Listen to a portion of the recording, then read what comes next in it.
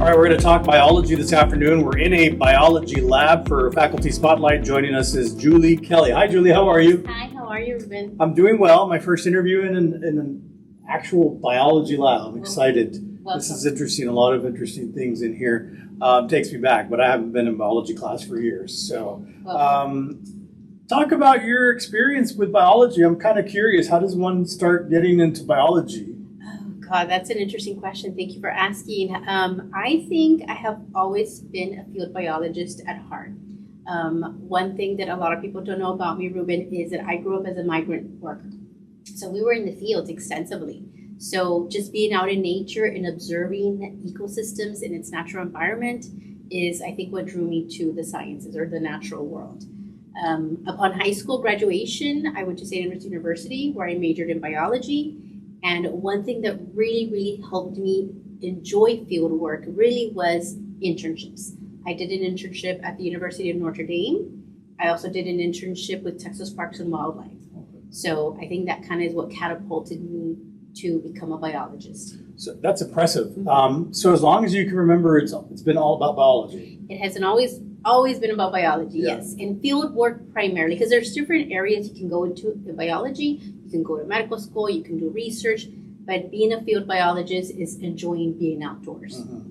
And as a child, do you remember, as a migrant worker, having an interest in what was actually happening on the fields? It was, yes, because when you're out there, you're observing everything. You're observing the insects that are eating the plants, you're observing the weather, you're observing soil. So everything comes into play. And then in retrospect, I want to teach that also to my students, enjoying the biology aspect, but also enjoying nature. So it all kind of, intertwined together.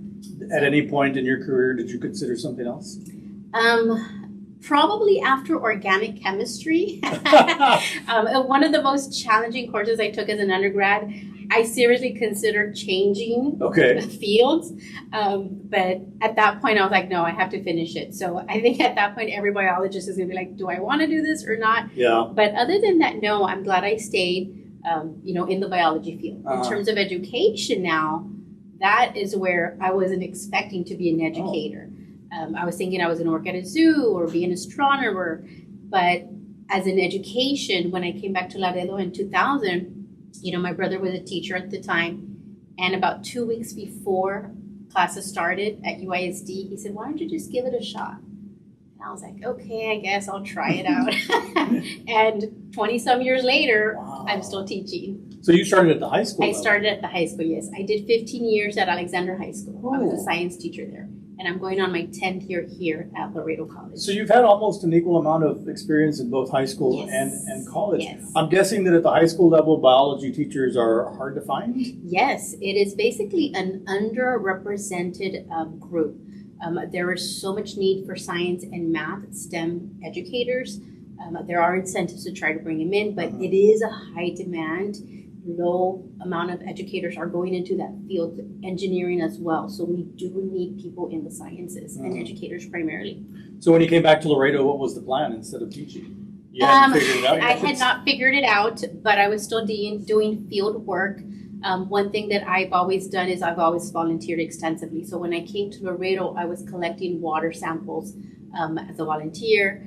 I worked a little bit with RIS, the Rio Grande International Study Center. They gave me a part-time office job. So, I still wanted to be in the biology aspect, but in terms of education, that just came about, sporadically. But, I think it's something that I didn't have any plans to go into education, but when I came back, it was that same year that I started teaching. 25 years. Yes. Did you ever waver on that? Did you ever think, I don't know? No, I don't think I ever wavered now that I'm at this place in time. I really enjoy teaching. Yeah. I love the students. I love when they learn something. They'll say, your class is the hardest, Miss Kelly, but I learned. And I'm like, yes. So that gives you hope. Yes, you're doing something right. And then another thing too that I really enjoy seeing as education, or in part of education, is when you have students tell you, I went into science because of you. When you feel that you're not doing a good job as a professor or a teacher, and the students tell you, I went into this field because of you. That's also why you're like, okay, you must be doing something right. Yeah, what an inspiring moment, Yes, right? To be yes, able to hear exactly. that from a student. And I've heard other professors say there was days when I thought about it, and then all of a sudden, a student would say something. So that's beautiful. And you're sharing that gift that you learned or that you knew about for so long. Talk about teaching at the high school level. How was that? The high school was very good. It was very enjoyable. I taught many different disciplines, as many of the high school teachers do. It was good. It was a good experience. Alexander High School, one of our greatest schools here in Laredo. I cannot say anything negative about it. I think the thing that made me want to come to a higher education was I think I wanted to be a little bit more challenged, right? I wanted to, have a little bit more freedom too, because I think at the high school sometimes we're constricted in terms of what we can do, keeping the students in for testing. But once you get to the college level, you have a little bit more academic freedom is kind of what we refer to. So I think that's one thing that kind of motivated me to move. But I had a wonderful experience. Again, a lot of my former students are now science teachers. They're teaching physics. They're doing things in the community as well, because I am an active member of the community. So I really enjoyed it. I loved it. Contrast the high school student versus the college student. What are the differences? I think parental involvement might be the number one thing. At the high school, parents are highly, involved. Once you get to the college level, the students are adults. And it is their decision whether they're going to study, whether they're going to come see the faculty member for help, whether they're going to do anything really. It's where they learn to be young adults and make those decisions without having parental involvement. And again, I think at the high school, parents are still highly, highly involved in their education. And as a professor, I'm guessing that helps because they're here because they want to be, or at least they're trying to want to be. Yes. And so they're willing to learn. Yes, exactly. What's been your experience like at Laredo College? I think the experience here has been great. I love it. Our administration is supportive of our faculty. Another thing too is just that freedom.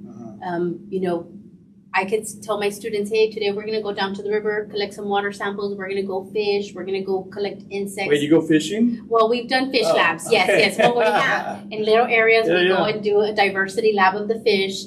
And it's really just students think, yes, I'm out having a good time fishing, but no, now you have to learn a few things. So I think that academic freedom is what I think I really enjoy here. And the college has promoted that for us. So I think that's one thing that I really love about Laredo College. Did you, when you were finishing up at the high school level, did you want to make that change already, or it just kind of you fell into it? I think I was making small little changes at that time. But again, because we are a little bit more focused, they have different goals, different directions, right? I think it's a little bit more hindering at the high school than at the colleges. For example, I started the first Bird Club at Alexander High School. There was one already at United High School, and at Alexander I started the second one, but I was the one that was leading that, and I wanted to take the kids everywhere, the students, but we were limited in that. So I think that's one thing that, I think just the limitations, because they have different goals and objectives. Then once you get to the college, well, we have different goals and objectives as well. And then you looked at Laredo College, or it just happened you saw? I think there was a need. Okay. There was a need here. I think at the time when I applied, there was a need. I think some faculty members had retired or had left, so there was a need for faculty. Yeah. And I applied, and that's how I got the job. What did you think when you first got the job? I didn't think anything negatively of the school. I thought, for me, coming from the district, or just the just change? the freedom. Oh, okay. But I'm saying, like, what did you Freedom. think of now you're embarking on a different part of your career? How did you feel? I felt comfortable. Yeah. I think I was ready for the challenge. Like I said, I think that's what Sure. motivated me to do that. I've always been a person who's not afraid to try new things and to implement new change. So I think that in itself was fairly easy for me to adapt to. Yeah. What would you say your teaching style is like?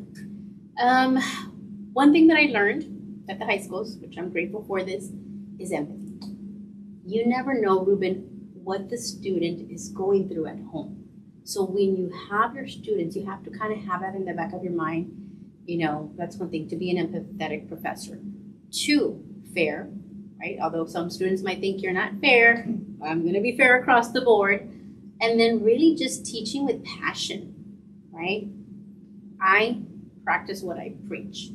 I'm teaching you here concepts in the lab, in the class, but on my personal life, I also implement that. So teaching with passion. And you mentioned earlier that some of the students say you're strict. Yes. Well, because why do they perceive that? It's strict because it's difficult. Yeah. Biology, sciences is a tough subject.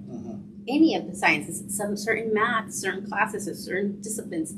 However, I think as professors and teachers, it's our job to convey that information to the students so they can understand it, right? And it's our job to make sure that they learn the material, that we teach it effectively also, so they can learn it and enjoy it, because it is extensive. You know? What's changed in the field since you started? Technology. Technology is amazing. We have AI now. We have digital computers that think faster than anything, the microprocessors. So I think technology is the number one thing that's changing, and we have to adapt and change as well how we're teaching our students. Because, I heard yesterday in one of our meetings, there's students that are in 5th grade already using chat. So by the time they get to us, they're going to be experts. So as a faculty member, professor, or teacher, you have to keep up with the changing times, because then, you're going to become obsolete like the software. So how does that affect you in the classroom, though? Has that been figured out? I think it's adapting and changing. You have to embrace it. You cannot say we can't use these resources when technology is here at our doorstep. So embracing it, learning from them, how can we use this tool to help our students be successful? Because really that's what it comes down to, student success. And that is the goal. So anything that we use, any application, any digital platform, how is this going to help my student be successful?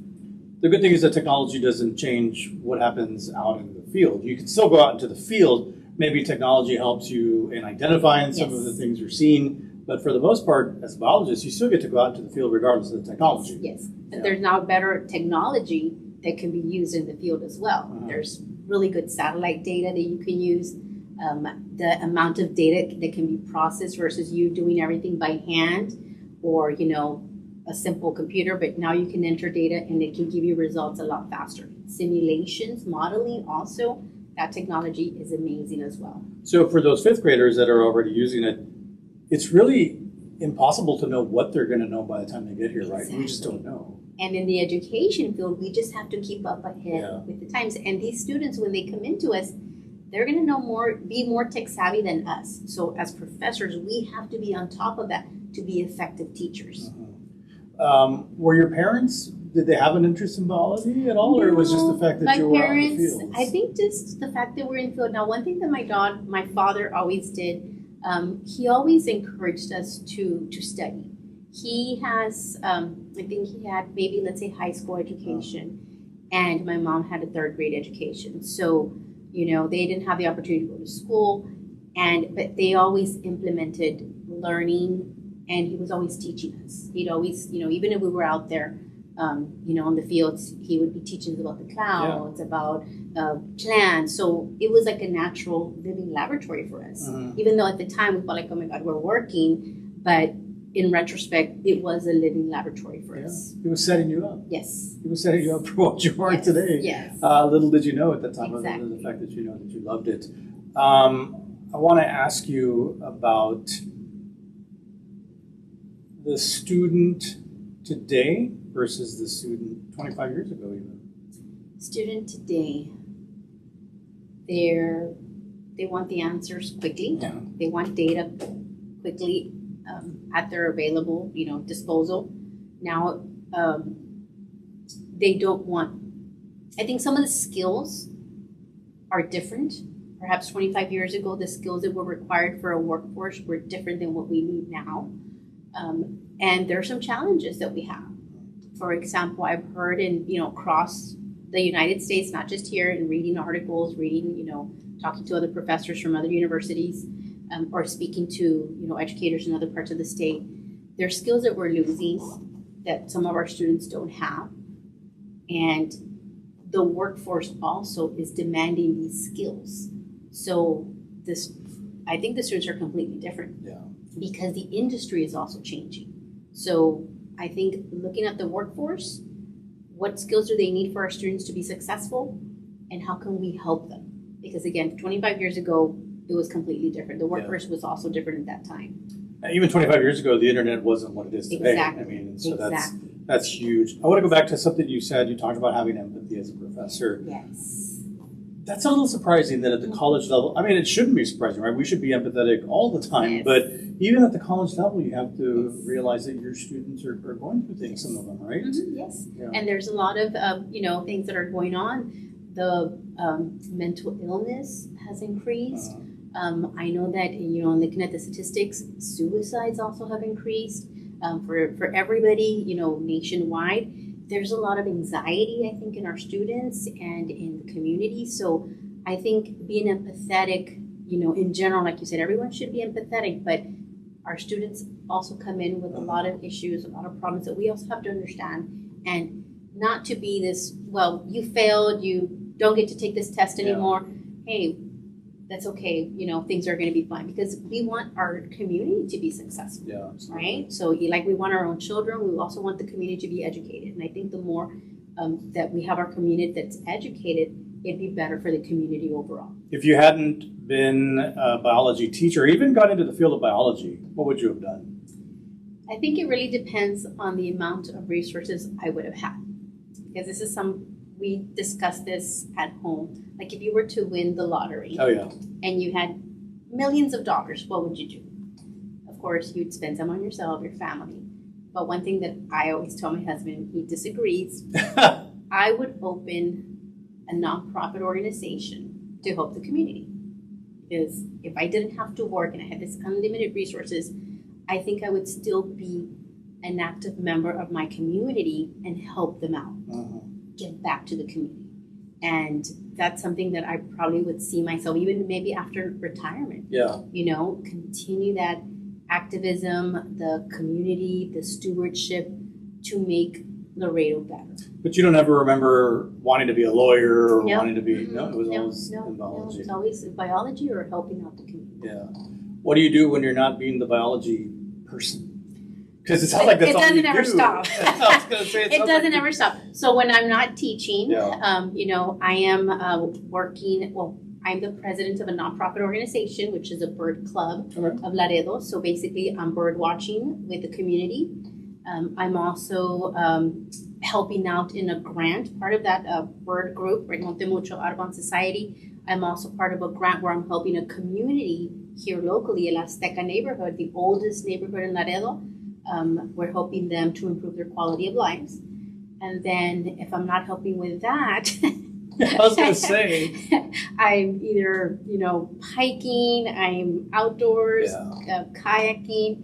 And when I do have a little bit of downtime, I'll read, or, maybe just disconnect for a bit as often as I can. You don't strike me as the let me sit down and watch a movie type of person. I do occasionally, but again, I have to force myself. Really? Yes. That's not a bad thing at all. No. What kind of movies do you like to watch, if you do watch? I don't have a particular Really? genre. Just whatever's there. Yeah. Music, do you have a favorite genre? I listen to everything. Yeah. Everything. My playlist is a little bit. It's it's a little bit from cumbias to techno to tejano to jazz to you name it. Very well rounded. Yes. So a student gets, I don't like to ask this question a lot. A student gets their schedule for biology, they see Julie Kelly. What do you want them to think? Don't get scared with the name, because I've had students like that. They say, oh, they look at Kelly. Oh my God, she's going to be difficult. And I'm like, what? They've told me this. They're like, she's going to be difficult. But then they see me and they're like, oh my God, Miss Kelly, you're wonderful. So again, I am fair. You have to put in the work. I try to help you, but you need to help yourself. I can help you, but I'm not going to do the work for you. You need to do it yourself. And, they are intimidated, but I tell them, my job is to teach you, and once you're gone, know something, have some knowledge in you. And I think they do. I think my students do fairly well. Once they leave and they get to know me, they're like, I'm glad I took your class. So. Anything that I didn't ask you or that you would like to share before we wrap up? No, I think that we are at a pivotal change in education because there's a lot of changes that are coming down from the federal, state level. And I think really my goal as an educator is really to educate our community.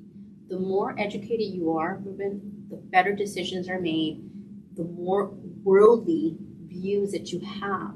You can, again, be empathetic to different communities and different needs. So I think that's one of my goals, that we want to try to educate our community as much as we can. So regardless of the change, yes, these are things you can't control, so you just adapt. Yes, exactly. Adapt, survive, and overcome. Julie, thank you for your service to Laredo College. Thank you for your service to the much. community as well. Thank you. Thank you very much. I appreciate it. Thank you.